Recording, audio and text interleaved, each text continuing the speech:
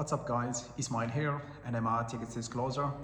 This is Saturday, 13 December 2025 and I'm on a mission to become a Master Sales Closer. So what I'm going to be doing is every single week I'm going to be creating like this video, sharing my thoughts, my insight and my lessons that I learned in my calls throughout the week.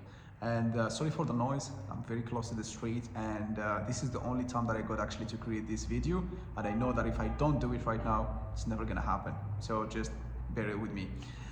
I've been in a coaching call this week where we've been there, all of us, where we've been diagnosing an offer. It was like a fitness offer and one of our closers is in actually that offer, and we studied all the numbers because we tried to see exactly how our closer can actually make more money in that offer. And we studied the offer, like the bookings, the show rate, the close rate, the cash collected, the average cash collected on appointments.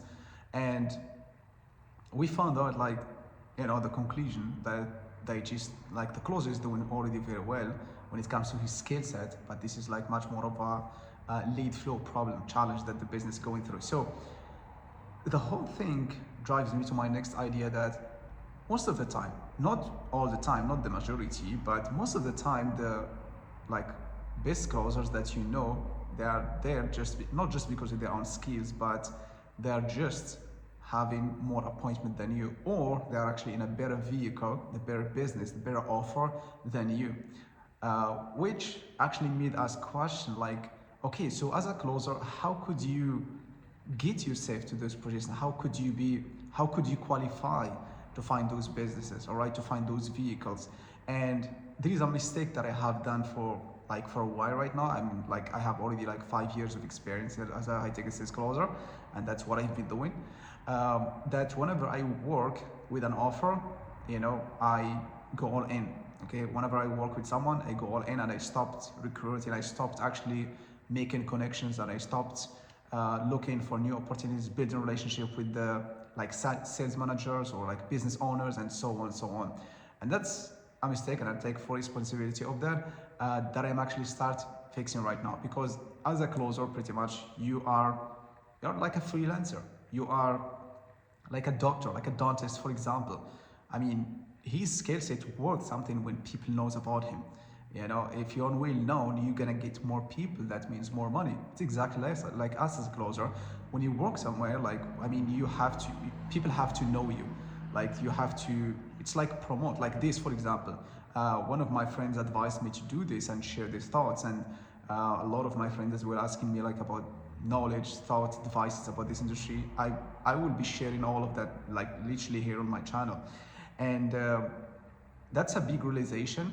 And that's why I started with a new offer right now, and it's just getting familiar with everything because it's completely new industry. It's very nice, very cool. I'm gonna share more detail with you more later, but yeah, I'm not gonna be stopping looking and searching and building connections and relationship with business owners and so on. So that's something that I learned the hard way, honestly, because the last couple of months was not really the easiest ones when it comes to sales and me personally. And that's one of the biggest learnings. So just keep in mind, one of my learnings this week is most of the closers that are already doing better than you, of course there is a portion of skills there, but we're not talking about the skill. They are doing well because they are in a better vehicle. They are actually having more appointment than you. So that's one of the biggest learnings that I learned. And one thing as well, it's like a big shift to me. When I looked to, I was reflecting this week back to my life, and one area that I'm super proud of, that I kept my discipline and I was really consistent on hitting it, improving, it's my fitness offer, it's my health. All right, I'm going to the gym every single time, every single day, five times a week. I've been doing it for years, and now since I'm in a mission actually to become master sales closer, what I started actually doing is, of course, gym is always going to be there, but and I already started actually implementing 90-minute workout, but it's not any kind of workout that I'm doing in the gym, but actually working on my skills. all right, doing role play, listen to my recordings, and just practice some of my questions, practice how to dig deep to the pain, how to open up someone, like how to handle objection, so on, so on. So that's something that I'm gonna be doing exactly as I started with my gym, like I think 5 years ago. So that's something that I've been doing, and I actually started this week, and I'm proud that I have done it actually every single day, regardless of how the day looks like or how much appointment I have. I found that 90 minutes actually, and I have done it, which is something that I think will help me moving forward when it comes to becoming a master sales closer. And there is like another point that I love to share, which is it's a big lesson for me, because when I started in sales as a sales closer like 5 years ago, I was actually still thinking like I'm like just another member, like an employee in the company that is just hired to do something, which is close deals, and that's it. Yes, that's true. Of course, you have to, but it's you are more than that. Especially if you're working like with commission only base, like you're just eat what you hunt, and that's it. There is no base or anything like that. You definitely need to see yourself as a revenue partner. You know, you have to take care and look and make sure, like for example, if you have appointment in your calendar, good. If they are there, make sure they show up to your meetings, to the time that they booked, and nourish them. And if you have a call that you didn't close, make sure to follow up, and so on. Those all the basics, all right? But I took it actually to the next level and started studying the funnels, all right? And there is some patterns, like for example, you talk to someone, you talk to a lot of people, that they say, you know what, I don't really have any knowledge, or I'm not sure exactly what do you guys do.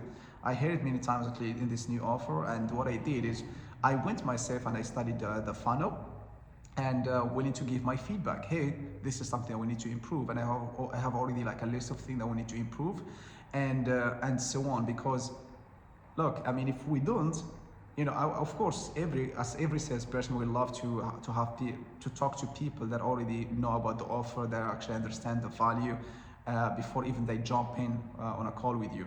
And that's something that we need to improve, and that's something that those are the feedback that I'm gonna give, and I'm gonna stay on top of them to implement. And I have ideas to implement. It's not just like I bring the challenge, but I'm gonna bring some solutions in order for us to implement moving forward, so for all the business can grow, so we can make more money, all of us. All right, not just business, but of course it's gonna be more commissions for me as well too.